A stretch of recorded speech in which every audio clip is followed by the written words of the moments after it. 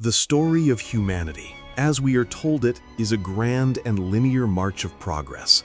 From the first stone tools to the bronze spear, from the Roman aqueduct to the modern skyscraper. Each chapter of our history is neatly filed away, a steady, unbroken climb from primitive beginnings to the technological marvels of our age. It is a story we hold as truth, etched into the pages of our textbooks and displayed behind the polished glass of our most hallowed museums. But what if this story is incomplete? What if, beneath the carefully constructed timeline of our past, there are cracks, anomalies, objects that simply should not exist? Relics of impossible engineering and forgotten science, discovered in places they have no right to be, dated to epochs where they are a paradox. These are the whispers of a different history, one that has been buried, ignored, or misunderstood. They are the echoes from an abyss of time we have long since forgotten how to navigate. For centuries, these confounding artifacts have surfaced, challenging the very bedrock of orthodox history. They hint at a past far more complex, far more advanced, and far more mysterious than we have ever dared to imagine. They are a testament not to a slow, steady climb, but perhaps to a great cycle of rising and falling, of knowledge gained and catastrophically lost. Join us as we pull back the curtain of established history and journey into this abyss. We will examine the evidence for ourselves, the gears that predate their own invention, the sparks of ancient electricity, the blueprints of a forgotten technology. We will ask the forbidden questions and begin our search with a discovery so profound it has been called the very first computer, salvaged from a world that supposedly knew nothing of the kind. In the spring of the year 1900, off the treacherous coast of the Greek island Antikythera, a team of sponge divers made a discovery that would forever alter our perception of the ancient world. They had stumbled upon a Roman-era shipwreck, a treasure trove of bronze and marble statues swallowed by the Aegean Sea 2 millennia ago. For months, they pulled priceless artifacts from the deep. But among the magnificent sculptures of gods and heroes, they recovered something else. A calcified, corroded lump of bronze, roughly the size of a large dictionary, that was mistaken for little more than a rock. It was brought to the surface, catalogued, and then, for the better part of a year, largely forgotten. To the archaeologists of the day, the object was an uninteresting curiosity. The accepted historical narrative was clear. The ancient Greeks were masters of philosophy, art, and geometry, but their technology was rudimentary. They built with levers and stone, not with intricate machinery. The lump was assumed to be a fragment of a statue, or perhaps a piece of a primitive navigational tool, its true nature sealed within a tomb of rock and marine concretion. For decades, it sat in the National Archaeological Museum in Athens, a silent, unassuming footnote to a spectacular discovery. The story of what lay inside was a secret the ancient world was not yet ready to tell. History, as it was written, had no place for it. But the secret would not keep forever. The first crack in its stony shell came in the 1950s, when a historian of science named Derek de Sola Price began a painstaking investigation. He sensed that this was no ordinary artifact. Using the new technology of gamma and X radiography, he peered through the layers of corrosion for the first time, and what he saw was simply impossible. Hidden inside the lump was not stone, but a complex assembly of interlocking gears, not just a few simple cogs, but a sophisticated system of at least 30 precisely machined bronze gears arranged in a dizzying, intricate dance. It was a level of mechanical complexity that was completely alien to the 1st century BC. According to our established timeline, technology this advanced wouldn't appear again on Earth for another 1,400 years, with the great astronomical clocks of medieval Europe. The discovery was so jarring, so utterly out of place, that it was met with skepticism and disbelief. It was an anachronism, a ghost of a technology that had no right to exist. As imaging technology advanced, so too did our understanding of this miraculous device. High-resolution CT scans in the 21st century finally unlocked its ultimate secrets, revealing inscriptions and functions that had been invisible for 2 millennia. We now know what this device was. It was a celestial computer of breathtaking genius. Its gears were designed to follow the movements of the sun, the moon, and the 5 planets visible to the naked eye. It could predict eclipses with stunning accuracy, tracking the complex 18-year cycle of the moon, known as the Saros cycle. It even accounted for the moon's elliptical orbit using a brilliant and intricate pin and slot mechanism. On its face, a dial showed the Greek zodiac and an Egyptian calendar, while on the back, dials displayed the timing of cosmic events and even the schedule for the ancient Olympic Games. It was, in essence, the cosmos, captured in a box of bronze, a clockwork of the gods. This presents us with a profound and deeply unsettling problem. How could this exist? The mainstream view must now contend with a physical artifact that violates its own timeline.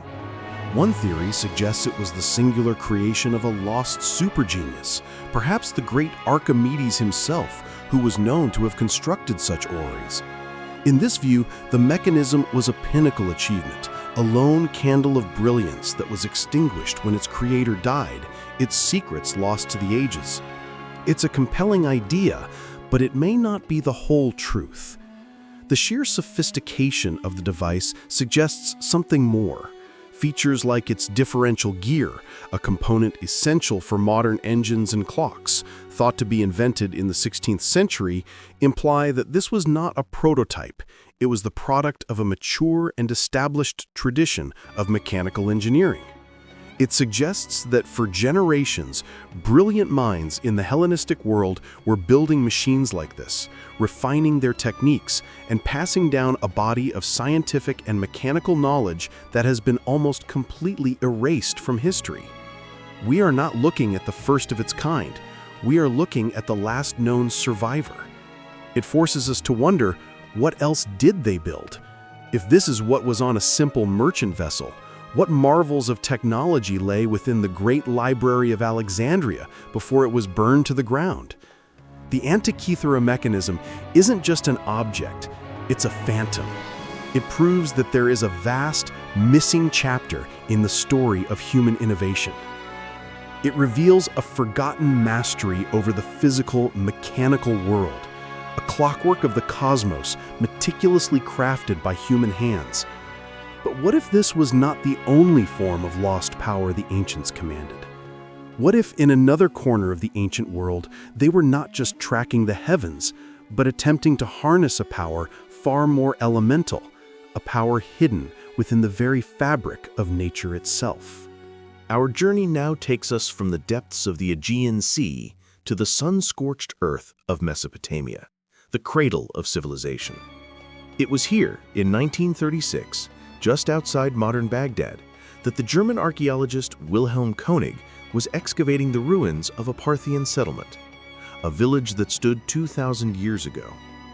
Amongst the scattered pottery and remnants of daily life, his team uncovered a collection of curious objects. They were small, unassuming terracotta jars, no more than 5 inches tall. Inside each one was a cylinder of rolled copper, and suspended in its center, held in place by an asphalt or bitumen stopper, was a simple iron rod. They were artifacts of a lost age, certainly, but at first glance, they seemed entirely unremarkable.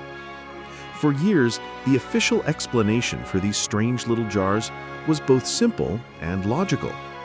Archaeologists at the Iraq Museum, where they were housed, classified them as storage vessels for sacred texts. In this mainstream view, a scroll of papyrus or parchment would have been wrapped around the central iron rod, then inserted into the protective copper cylinder before being sealed in the clay pot for safekeeping. Over the centuries, the organic scroll material would have completely decomposed, leaving behind only the 3 durable components we see today. It is a neat and tidy explanation, one that requires no leaps of imagination and fits perfectly within the accepted technological limits of the Parthian Empire. Case closed. But a nagging question remained. Why construct a scroll holder in such a peculiar and specific way? The arrangement of the metals, an iron rod inside a copper cylinder, isolated from each other by the stopper, was an unnecessary complication for a simple container. It wasn't until after World War II that a new electrifying possibility was proposed, one that threatened to rewrite a key chapter in the history of science. An engineer, looking at the design, noted its uncanny resemblance to something he knew very well. It was, piece for piece, a blueprint for a galvanic cell, a battery. The terracotta jar is the vessel. The copper cylinder is the positive electrode, the cathode. The iron rod is the negative electrode, the anode. The only missing element is an electrolyte, an acidic liquid to kickstart the chemical reaction. This is where the theory becomes profoundly compelling. What kind of electrolyte would have been available to the ancient Parthians? Simple grape juice, vinegar, or lemon juice, all common substances at the time, would have worked perfectly. When modern scientists build exact replicas of these jars and fill them with such an electrolyte, a remarkable thing happens. They generate a continuous, usable electric current. A small but steady voltage of between 0.5 and 1.5 volts. Suddenly, the strange design is no longer strange. It is efficient. The asphalt stopper is not just a seal against moisture, but an insulator for the terminals. The corrosion found on the original iron and copper artifacts is, to some researchers, consistent with the long-term effects of an electrochemical reaction.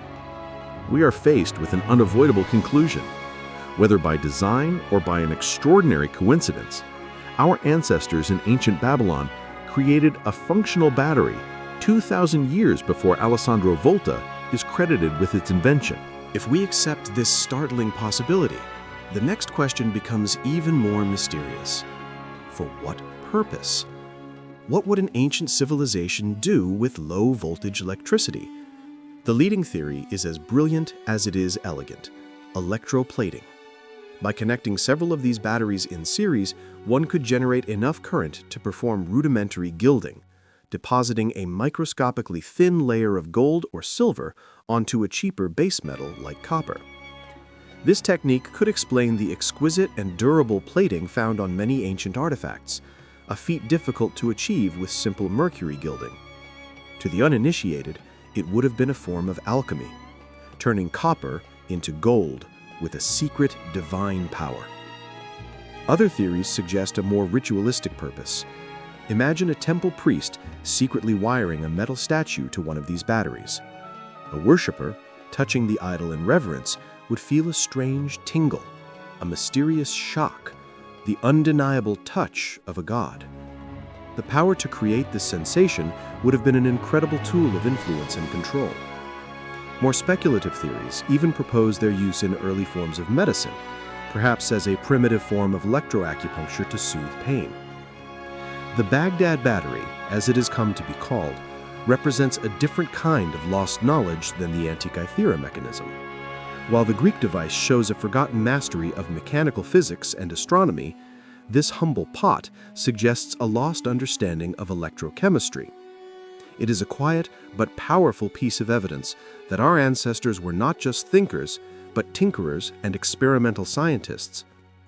It hints at entire branches of practical knowledge that flourished, and then, somehow, were completely forgotten, leaving behind only these enigmatic sparks to remind us of what was lost. These humble clay pots suggest the ancients may have captured lightning in a jar, creating small sparks for intricate, hidden purposes. But what if this was only the beginning? What if, in another great civilization, evidence exists that they didn't just create a spark, but sought to conquer the darkness itself on a scale we have never thought possible? We travel now to the heart of ancient Egypt, to the magnificent Temple of Hathor at Dendera.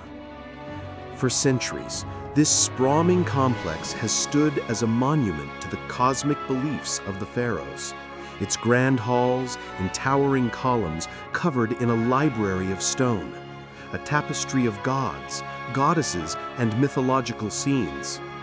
It is a place of profound beauty and orthodox history. But to find our next mystery, we must leave the sunlit courtyards behind. We must descend down a narrow, suffocating staircase into the sealed subterranean crypts deep beneath the temple floor.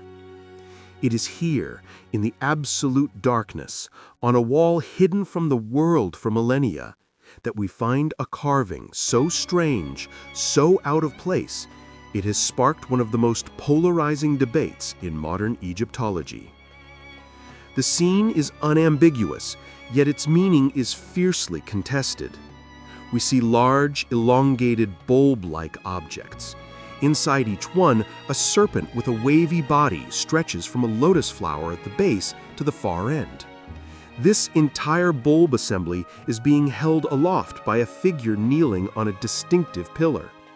A thick braided line, unmistakably resembling a cable, runs from the lotus flower socket and connects to a square box, upon which the god of the air, Shu, is kneeling. To the mainstream Egyptologists, the interpretation is purely symbolic, a visual retelling of a fundamental Egyptian creation myth. The bulb, they say, represents the primordial womb of the sky goddess Nut. The lotus flower is the symbol of creation, and the serpent emerging from it is the god Harsomtus, a form of Horus, symbolizing the rising sun and the dawn of life. The Jed pillar, they explain, is the spine of the god Osiris, a powerful emblem of stability and power. It is, in their view, a beautiful, complex, and entirely mythological piece of religious art. But what if it's more? What if we are not looking at a myth, but at a machine? This is the question that alternative researchers have been asking for decades, because the carving's resemblance to a modern piece of electrical technology is simply astonishing. The object looks less like a cosmic womb and more like a giant gas discharge tube, specifically a Crookes tube, an early forerunner to the fluorescent light. In this interpretation, the serpent is not a god, it is a perfect representation of the serpentine plasma filament seen arcing through a low-pressure gas tube when an electric current is applied. The lotus flower is no longer just a symbol of creation, it is a perfect depiction of a socket holding the electrode of the lamp. The Jed pillar is no longer merely the spine of a god.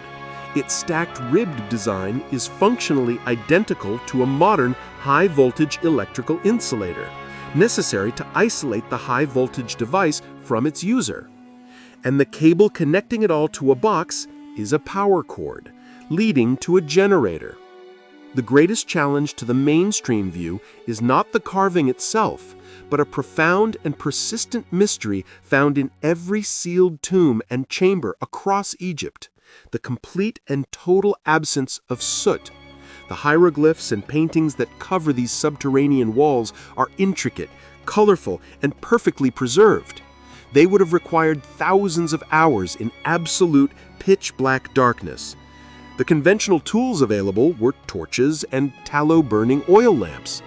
Yet these methods produced significant amounts of smoke and soot, which would have blackened the ceilings and clouded the pristine artwork. Archaeologists have never found more than the most minuscule traces of it. The theory of using a complex system of reflective copper mirrors to light the deep interiors is impractical and has been shown by experiment to be wholly insufficient. So how did they do it? How did the ancient Egyptians perfectly illuminate their deepest and most sacred chambers? The serpent in the stone at Dendera provides a stunning, if radical, answer. They didn't need fire because they had light. This theory proposes that the carving is not a myth, but a blueprint, a schematic hidden in plain sight, depicting a sophisticated, suitless lighting system. This idea gains incredible weight when we remember the Baghdad Battery. Perhaps that small Parthian-era artifact was a descendant of a much older, more advanced Egyptian science. The Egyptians, with their profound knowledge of chemistry and materials, could have easily constructed larger, more powerful batteries or another form of generator depicted as the box in the relief. Engineers and physicists have pointed out that to make such a lamp work, you would need to create a partial vacuum inside the bulb, a feat of high technology in itself, and yet, we know the Egyptians were masters of their craft. If they could hew and place multi-ton blocks of granite with hair's breadth precision, is it truly beyond the realm of possibility that they also mastered the science of the vacuum and the electron? If this interpretation is correct, it changes everything. It reframes the ancient Egyptians not as superstitious builders working by torchlight, but as masters of a forgotten electrical science. It suggests the Great Pyramids and the Valley of the Kings were not decorated in flickering darkness, but were created under the cool, silent, and steady glow of electric light. It is another piece of the puzzle of our lost history, suggesting that the knowledge we pride ourselves on today may only be a rediscovery of secrets that were once commonplace in the age of the pharaohs. The serpent in the stone at Dendera forces us to reconsider the very nature of ancient depictions. It asks us to look at myth not as mere story, but as a possible vessel for lost science, a blueprint hidden in plain sight. But this raises a more profound question. If the Egyptians could embed the secrets of advanced technology within their sacred myths, what happens when a relic is so powerful, so legendary, that it transcends physical evidence entirely, existing only in the realm of myth itself? Can a story alone be evidence of a lost artifact of impossible power? Thus far, our journey has been one of tangible things, of bronze gears and clay pots, of carvings etched in stone. We have examined physical evidence that we can see, touch, and analyze. But now we must travel to a place where evidence becomes elusive, where history dissolves into legend, and where an artifact's immense power may lie not in what it is, but in what it is believed to be. We travel to Japan to seek the truth behind one of the most sacred and mysterious objects on Earth, the sword, Kusanagi-no-Tsurugi. This grass-cutting sword is one of the 3 imperial regalia of Japan, the sacred treasures that legitimize the emperor's divine rule. While the other 2, the mirror and the jewel, are shrouded in reverence, the sword is cloaked in something more, an impenetrable veil of secrecy and awe. The mainstream historical and academic view presents the story of the Kusanagi as Japan's foundational myth, a cornerstone of the Shinto faith. The tale, recorded in the ancient texts of the Kojiki and the Nihon Shoki, is an epic of cosmic scale. It tells of the powerful storm god Susanoo no Mikoto, who, after being cast out of the heavens, descends to earth.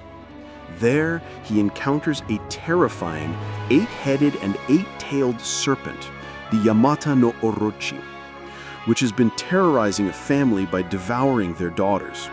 Susanoo, in an act of divine heroism, tricks the beast into drinking vast quantities of sake, and once it is intoxicated, he slays the monster. As he cuts into one of its tails, his own sword strikes something hard, and from within the creature's flesh, he pulls forth a magnificent blade. This is the Kusanagi.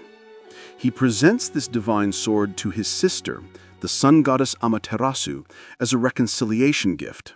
In time, it is passed down through her lineage to the first emperor of Japan. To Orthodox historians, this is folklore, a symbolic narrative designed to cement the emperor's divine ancestry and his connection to the gods. The physical object, they argue, is likely a replica, its true nature and location a state secret that serves to maintain the mystique of the imperial house. But the story does not end with myth. Throughout Japanese history, the Kusanagi is treated not as a symbol, but as a very real artifact possessing extraordinary power. The legendary 12th prince, Yamato Takeru, was said to have been saved by the sword. When caught in a grass fire set by his enemies, he used the blade to cut down the grass around him, discovering that it could control the wind, allowing him to turn the flames back on his attackers. It is from this historical account that the sword gets its name. Centuries of records tell of the sword being housed at the Atsuta Grand Shrine in Nagoya. Accounts speak of priests who dared to look upon it suffering from curses or illness. One 6th century account claims the original was stolen by a Korean monk, but his ship sank in a storm and the sword was recovered from the seafloor, its divine power refusing to leave Japan. The secrecy surrounding it is absolute. No photograph of it exists, no one alive save for a handful of the highest-ranking priests, and perhaps the emperor himself has ever laid eyes upon it. If it is merely a symbolic replica, why this multi-generational, unbroken tradition of extreme secrecy? Why is it guarded as if it were a literal piece of heaven on earth? This profound reverence forces us to consider alternative possibilities that exist in the space between myth and reality. One theory suggests that the sword is indeed an ancient physical artifact, and that its legend stems from its superior, almost alien metallurgy. Perhaps the Kusanagi was forged from a meteorite, its otherworldly iron granting it properties an impossible sharpness and incorruptible sheen that would have seemed nothing short of divine to ancient peoples. The myth of it being found inside a monster from the sky could be a poetic, distorted retelling of its true origin, a weapon forged from a serpent of fire that fell from the heavens. Its power would have been its technological superiority. A more radical theory looks at the myth more literally. Could the story of a battle with a monstrous entity be a faded memory of something else? Throughout forbidden history, there are tales of powerful artifacts and weapons being given to humanity by non-human intelligences, or sky gods. In this view, the Kusanagi is the ultimate out-of-place artifact, a piece of impossibly advanced technology, whose true function may not even be that of a simple weapon. The myth, in this context, is a heavily redacted historical file, the only way our ancestors could describe an event and an object that was utterly beyond their comprehension. The secrecy surrounding it would then be not to protect a myth, but to guard a tangible and perhaps dangerous relic of a forgotten age. The Kusanagi-no-Tsurugi forces us to confront the very nature of our investigation. We have examined artifacts that challenge history, but the grass-cutting sword challenges the boundary between history and belief itself. It suggests that our most profound myths may not be mere stories, but protective shells built around a core of historical truth too strange or too powerful for conventional records. It is a reminder that the great library of lost knowledge may not only be buried under the sand. Some of it may be hidden in plain sight, disguised as folklore. The legend of Kusanagi-no-Tsurugi leaves us at the edge of history, staring into the abyss of myth. It is a relic that may not even be physical, yet its power has shaped the destiny of a nation. From a celestial computer in a sunken ship, to a spark of power in a clay pot, to a serpent of light carved in stone, and now to a blade born from a dragon, we have seen how the lines between the possible and the impossible begin to blur. These are not just isolated curiosities. They are pieces of a puzzle, fragments of a past that is profoundly different from the one we were taught. And they compel us to ask one final crucial question. What if the past is not a foreign country of primitive peoples, but a shattered mirror, reflecting a distorted image of a world surprisingly like our own? That is the final, crucial question these relics demand we ask. We have journeyed through the wreckage of time and found a mechanical mind ticking with a genius that would not be seen again for 1,000 years. We have uncovered the potential for a forgotten power source contained within the humblest of clay jars, We have gazed upon the stone blueprint of an impossible light, and we have listened to the echoes of a weapon so powerful it could only be remembered as a myth. These are not mere historical footnotes. They are the surviving pages from a great, lost library of human knowledge. They suggest that the steady, linear march of progress we so cherish is an illusion.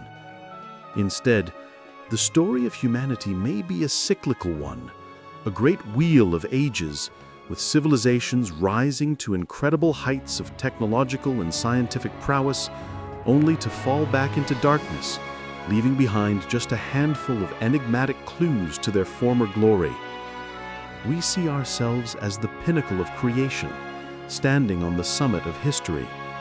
But what if we are only the latest civilization to reach this peak, unaware of the crumbled ruins of other peaks hidden beneath the clouds of forgotten time?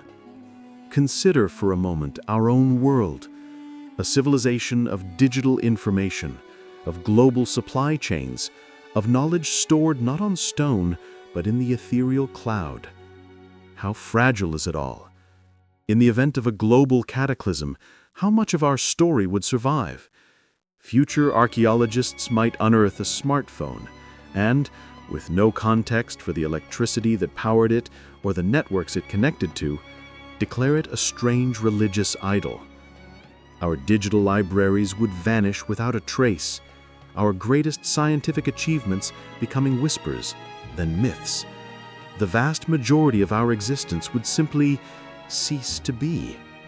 And so we are left looking at these ancient mysteries not as relics of the past, but as warnings for the future. They prove that knowledge is fragile, that even the most advanced societies can be erased from memory, and that history is a relentless tide, forever washing away the castles we build in the sand. The greatest mystery, then, is not what was lost to time, but what of our own world, our own knowledge, is destined to one day become just another unbelievable relic, lost to the ages.